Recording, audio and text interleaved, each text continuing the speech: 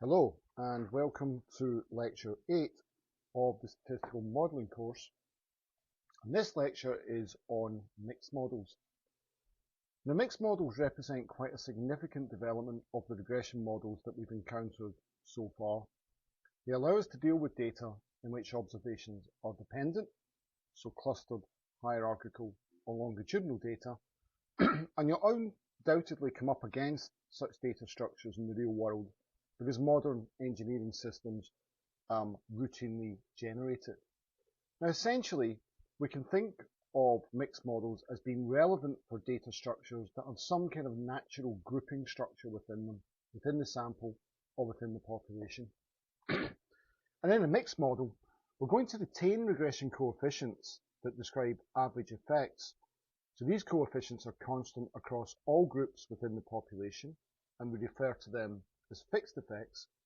But we're now also going to introduce group-specific random effects drawn from a distribution that capture each group deviation from that average, and we call them random effects.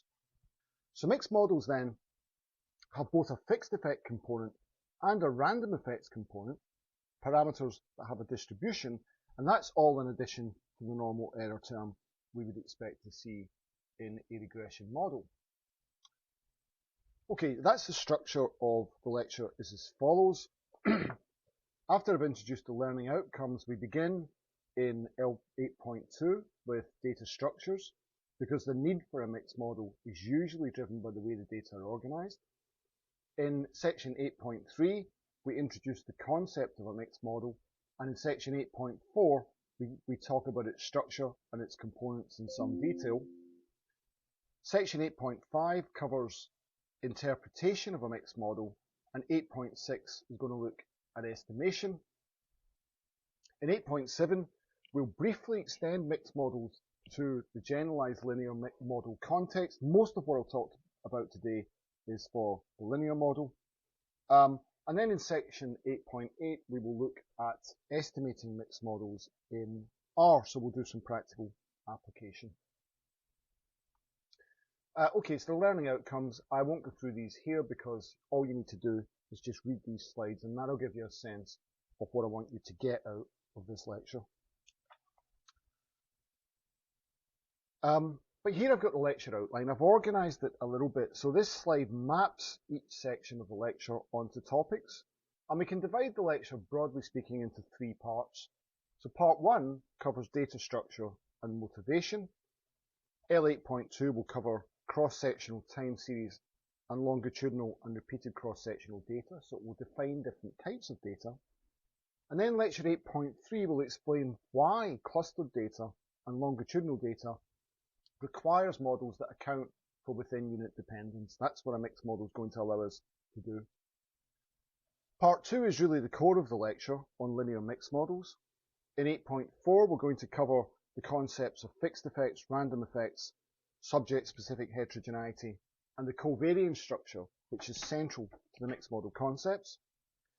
In 8.5, we're going to look at how we interpret mixed models, and we can do this in different ways. We can look at them as being population averages, as being subject-specific interpretations, and we're going to talk about random intercepts and slopes.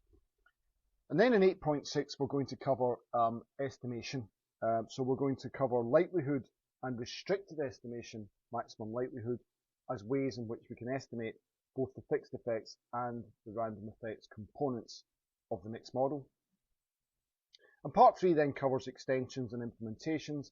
In 8.7, we'll look at a brief extension of the mixed model to non-Gaussian responses, the kind of responses that we looked at last week in generalized linear models.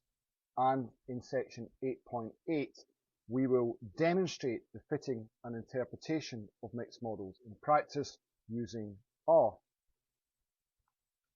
So from GLMs to mixed models, let me just position this lecture relative to the last 2.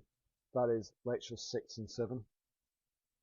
So in lecture 6, we examined what happens when the assumptions of the classical linear model fail, including violations of the Gauss-Markov assumption 2, that is, that the errors should be spherical.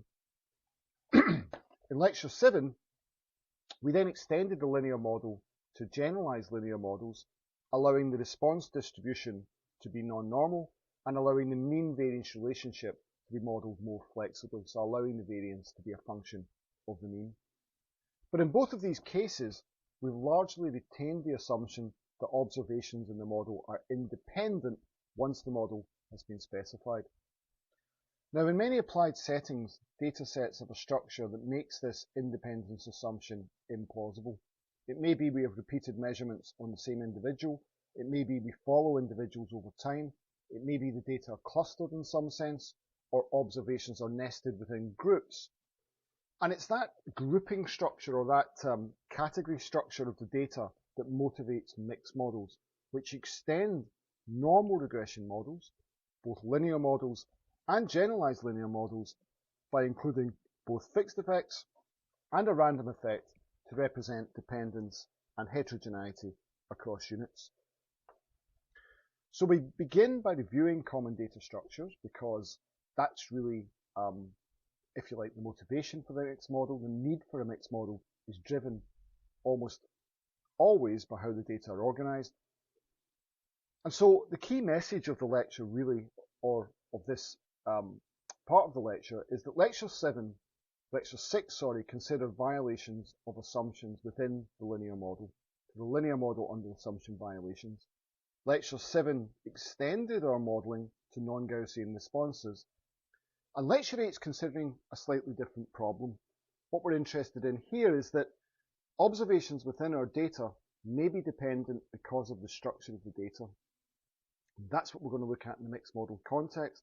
We're going to focus mainly on the linear mixed model because that's sufficient to demonstrate the concepts and the structure of mixed models, but we will conduct a brief extension to generalize linear mixed models towards the end of the lecture.